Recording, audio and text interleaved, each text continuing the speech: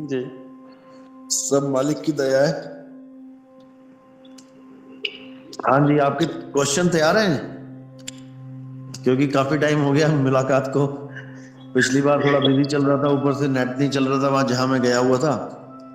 क्योंकि 12 महीने ट्रैवलिंग करता हूँ मैं, एक एक दिन में 3 3 4 4 शहरों में जाता हूँ तो करके। कहाँ पे लग रहा है?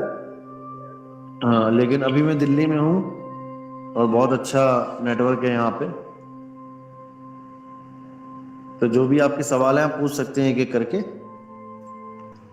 वैसे फिर भी मैं ये कहना चाहूंगा कि ये सवाल जो आपके होंगे, ये ऐसे सवाल हैं जो लगभग हर आदमी के सवाल होते हैं दिमाग में।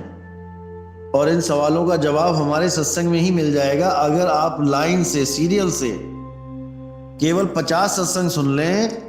तो आपके जितने भी सवाल दिमाग में हैं, एक को छोड़ के एक सवाल ऐसा है जो नहीं मिलेगा उसका उत्तर, क्योंकि मैंने दिया ही नहीं है। उसके अलावा सारे सवालों के जवाब आपको सत्संग में मिल जाएंगे। लेकिन फिर भी मैं यही चाहूंगा कि जब आप जुड़े ही हैं हमारे से, तो सवाल अपना सामने रखें ताकि अभी की अभी संतुष्टि हो, सवालों का जवाब मिल जाए। हाँ जी, बोलिए। हाँ जी वो सतनाम नितिन जी, साहिब एक बंदगी। सवाल साहिब बंदगी हाँ एक्चुअली जी, एक आपके एक लिए। करके एक एक करके पूछते रहे आप। जी जी जी, आपके हाँ, बोलिए। वीडियोस में देखता रहता हूँ, तो उसमें एक मेरे को थोड़ा सा अगर आप बता पाए कि जीव, सूरत हाँ हाँ और विषव आत्मा और परमात्मा, ये चार चीजें क्या हैं, मेरे को थोड़ा सा बता दीजिए। हाँ, बहुत बढ़िया। जीव, सुरत, विश्वात्मा और परमात्मा। सबसे पहले शुरू करते हैं जीव से। जीव क्या है? जितने भी संसार में लोग जी रहे हैं, आदमी, औरत, कुत्ता, बिल्ली, हाथी, घोड़ा, ये कहने को जीव हैं। जैसे हमने बोला कि पानी में रहने वाले 5 जीवों के नाम लिखें, तो हम लिखेंगे कछुआ, मछली, ऑक्टोपस, मगरमच्छ, घड़ियाल। हमने 5 जीवों के नाम लिख दिए, लेकिन असल में हमने जीव के नाम नहीं लिखे, हमने जीव के शरीरों के नाम लिख दिए जो जीव ने धारण किए हुए हैं। समझ रहे हैं बात को?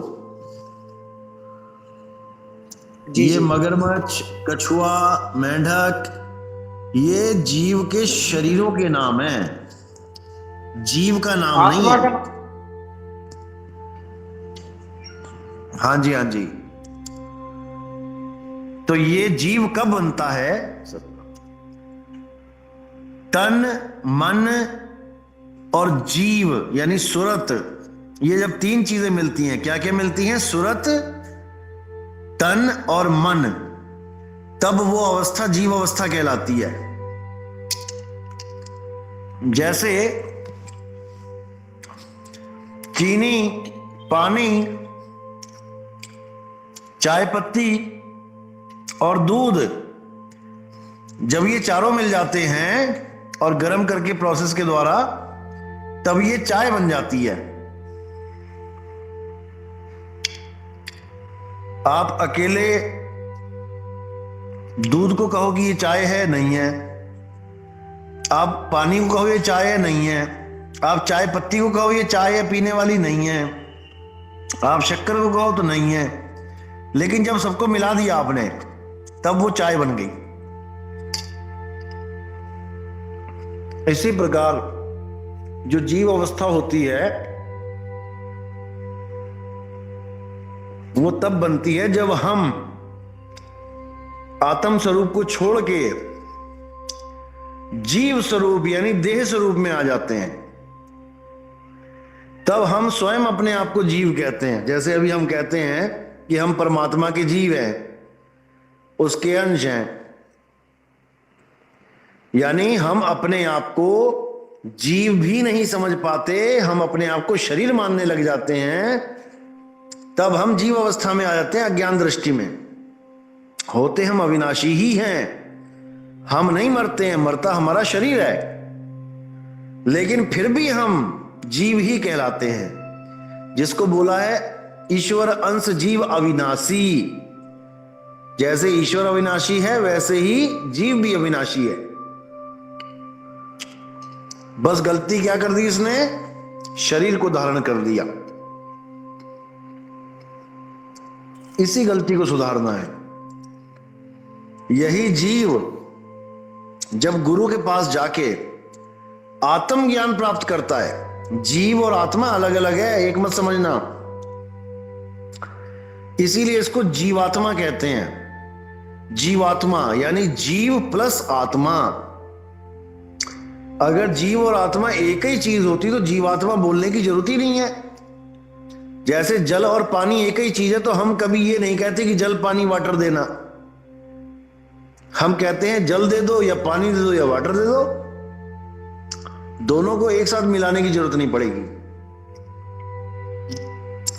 लेकिन जीव अलग चीज है, आत्मा अलग है। आत्मा शब्द सबके साथ लगता है, जीव के साथ भी लगता है, ब्रह्म के साथ भी लगता है और परमात्मा यानी परम के साथ भी लगता है। ये तीनों अवस्थाओं का नाम है। जीव अवस्था होती है जब आप 5 तत्व धारण कर लेते हो। उससे ऊपर अवस्था होती है ब्रह्म की। ब्रह्म अवस्था में आप निराकार अनुभव करते हो अपने आप को, यानी कि सुरति यानी ध्यान, तन और मन, ये तीनों जब मिल जाते हैं आपस में तो ये जीव कहलाता है। जब तन हट जाता है, तन को छोड़ दिया जाता है, तब सुरत और मन एक साथ रहते हैं, तब वो ब्रह्म अवस्था कहलाती है, जिसको हम विश्वात्मा भी कह देते हैं। विश्वात्मा यानी निराकार, यानी साकार तन को छोड़ दिया हमने, अब क्या बचा, निराकार। अब निराकार ऐसा कोई कोना नहीं है पूरे ब्रह्मांड में जहां निराकार नहीं है। कण कण में निराकार व्याप्त है, तो वो पूरी विश्व की आत्मा हो गई। जीवात्मा तब होती है जब केवल एक शरीर की आत्मा होती है। जैसे आप एक शरीर के मालिक बने बैठे हो तो आप जीवात्मा हो, और जीव जब हम लिखते हैं तो हम शरीर का नाम लिखते हैं। 5 जीवों का नाम लिखो, यानी मछली, कुत्ता, बिल्ली, आदमी, घोड़ा। तो जो आत्मा एक शरीर को पकड़ के बैठी है वो जीव कहला गई।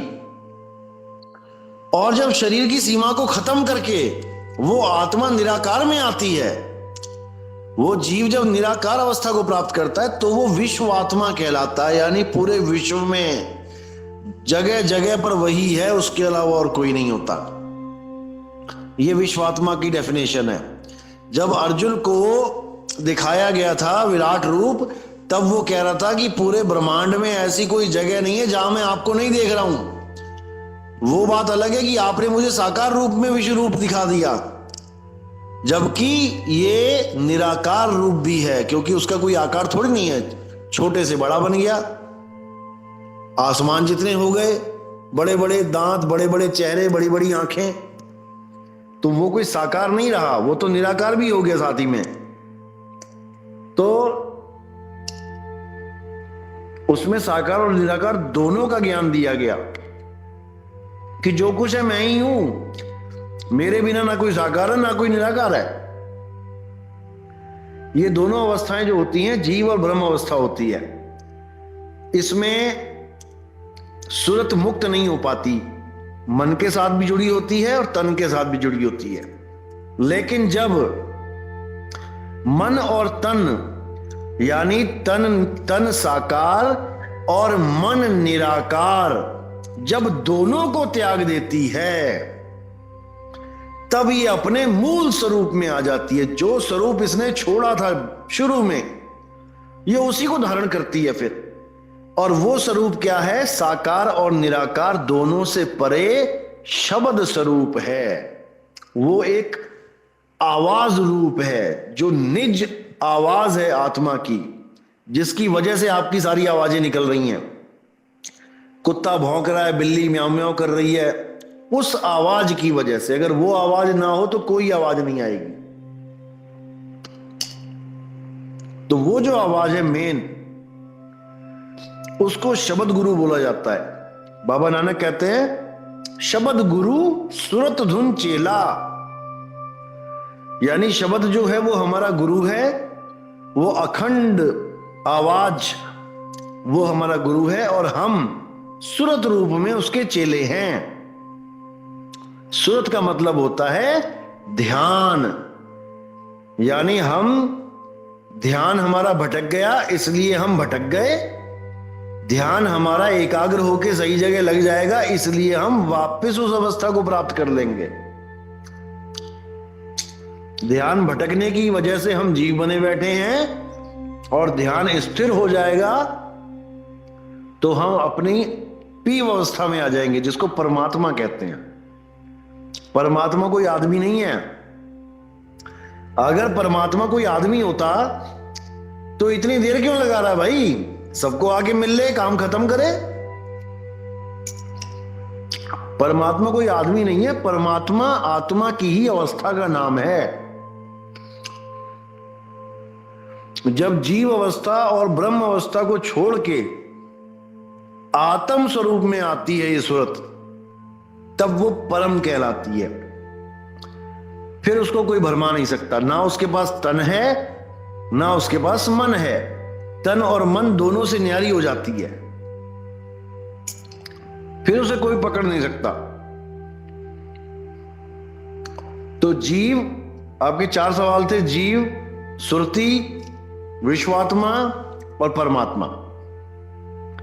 जीव अज्ञान दशा का नाम है, जब तन और मन को धारण करके सूरत इस संसार में आती है। विश्वात्मा उस अवस्था का नाम है जब तन का बंधन तोड़ के मन के निराकार रूप में पूरे संसार में व्याप्त होती है। और परमात्मा वो अवस्था है जब तन और मन दोनों को छोड़ के अपने निज स्वरूप में अपने निज नाम को प्राप्त करती है, वो परमात्मा है। और सूरत क्या है? सूरत है हमारा ध्यान।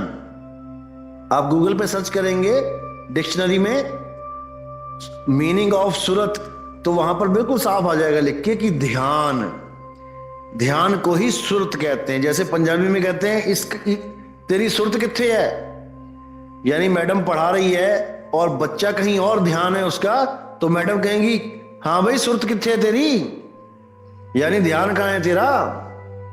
तो पंजाबी में सुरती कहते हैं, संस्कृत में सूरत कहते हैं, पंजाबी में सुरत कहते हैं, एक ही चीज है।